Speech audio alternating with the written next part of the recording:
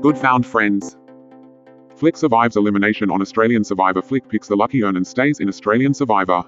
Flick is used to catching massive waves, but tonight on Australian Survivor, Brains v Brawn, she caught a massive break. Even though she accumulated the highest number of votes during Tribal Council, Flick beat the odds to pick the correct urn that held a safe scroll, reinstating her position in the game. It was the Outback's version of water polo during the Immunity Challenge, as castaways made their way through a water-based obstacle course to land 2 balls in a net. Wei gave up on the first hurdle, foregoing the challenge, and George's fear of heights saw him out of the running not long after.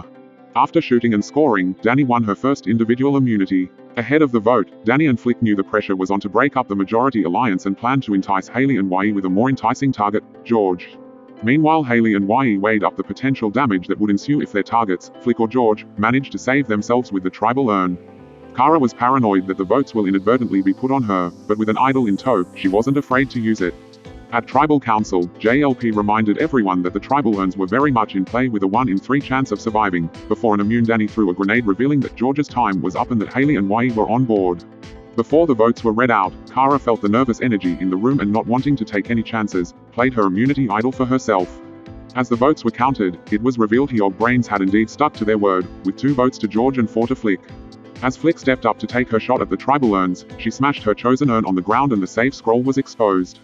6 survivors still remain.